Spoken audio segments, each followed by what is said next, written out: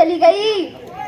यह गलत बात है अम्मी, मैं तो वक्त पर खाना भी देती हूँ और कपड़ा भी बराबर धोती हूँ, और रात में देर तक काम की तो कौन सी चांदी की बिस्तर में सो गई कि अब मेरी शिकायत कर रही है। अम्मी अभी तो मेहमान आने को तो काफी टाइम है, उनके आने से पहले हमारा काम हो जाएगा। अगर इंशाल्लाह ताला ज्यादा काम रहे तो आप लोगों को भी हमारा हेल्प बढ़ाना चाहिए, अकेला मैं कितना काम कर सकती हूँ। और रही बात साबुन और क्रीम की तो तुम्हारा बेटा खुद ही कहता है कि जरा बंधन कर रहा करो, अकेला मैं थोड़ी इस्तेमाल करती हूँ, साथ में आप भी और आपकी बेटी भी तो इस्तेमाल करती है। तू कौन होती है मेरी बेटी के बारे में कहने वाली? तेरा बाप ला कर देता है क्या? एक कोड़ी के बराबर सामान नहीं लाई, हमने समझा कि आएगी लाएगी खिलाएगी, लेकिन तू तो सारे घर पर कब्जा करने के लिए आई है। लेकिन तेरा अब यहाँ कुछ नहीं चलेगा। आज ही मेरी बेटी और मेरा बेटी की बिस्तर पे कोई सामान तो हाथ नहीं लगाना। अम्मी अब तक जो हुआ उस पर मैं माफी चाहती हूँ, लेकिन मेरे शादी के वक्त मेरा माँ बाप से जितना हो सका उन्होंने उतना दिया, अब मैं इतना नहीं ला सकती हूँ। तू क्या लाई है भिखारी? अगर 1 महीने के अंदर कोई सा भी सामान नहीं लाई तो देख मैं तेरा क्या करूँगी।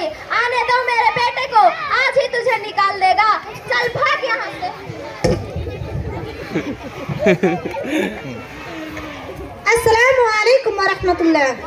वालेकुम अस्सलाम वरहमतुल्लाह। आइए बैठिए।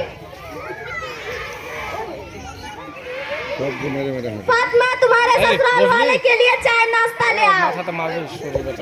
बर्तन पलंग बाल्टी ये सब क्या है? हम भीख में आए हैं क्या? इसमें सोफा एसी फ्रिज ये सब कहाँ है? आप अपना सामान यहीं रखें। और बेटे भी हम जा रहे हैं। नहीं आप रुक जाइए ना। नहीं हम जा रहे हैं। अम्मी रुक जाइए ना।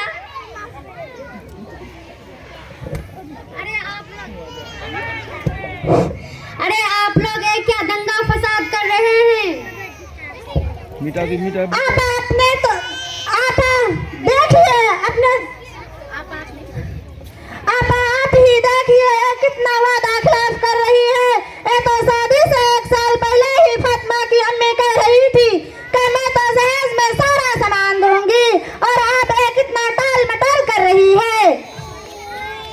देखो आपा, क्या है सब हमने जहेज के नाम से लिस्ट निकाल रखी है। शादी में हमको लड़की मिल जाए या बहुत है, आखिर आपकी भी तो बेटी है। कल उसके ससुराल वाले यही मुतालिबा करेंगे तो फिर आप क्या करेंगे? अगर अब यह सिलसिला चलता रहे तो दिन और दुनिया तकलीफों से भर जाएगी, और ससुराल में किसी को आराम नहीं मिलेगा। हर किसी को जितना दो उतना कम है। ससुराल वाले की ख्वाहिश हम पूरे नहीं कर पाएंगे तो कल के दिन हमारे बेटी भी कहीं जाएगी, उसे भी तकलीफ होगी, वो भी जहेज के ताना सुनेगी। जबकि सबसे पहले हमें यह सोचना चाहिए कि हम जिसकी भी बेटी लाए वो भी हमारी ही बेटी है, क्योंकि अगर हम अपने बहू को बेटी समझेंगे तो कल हमारे बेटी को बहू नहीं बेटी समझी जाएगी। आजकल तो अखबारात के सुर्खियों में ऐसा आता है कि जहेज के मुतालिबा से सास बहू के झगड़े से बहू ने खुदकशी कर ली। कैसी सास है, जहेज के मुतालिबा से बहू को जला दिया, मरवा दिया। हाय अफसोस, या कितनी तकलीफें दा पाते हैं कि जब किसी की बेटी हमारे घर बहू बनकर आती है तो उसे हम नौकरानी समझने लगते हैं। छोटी छोटी गलतियों पर उसके खानदान तक के लोगों को लान तान और मलामत करने लगते हैं।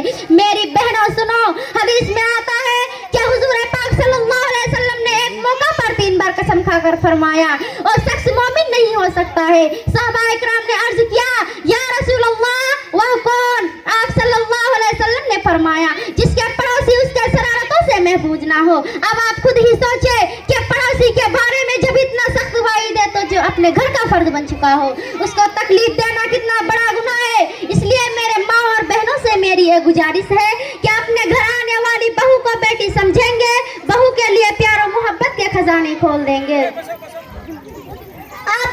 आपने तो हमारी आंखें ही खोल दी। अब तक तो हम अंधेरे में थे, एक दूसरे पर लान तान और बेजा तुहमत लगा रहे थे, एक दूसरे को जलील व रुसवा करना हमारा पैसा बन चुका था।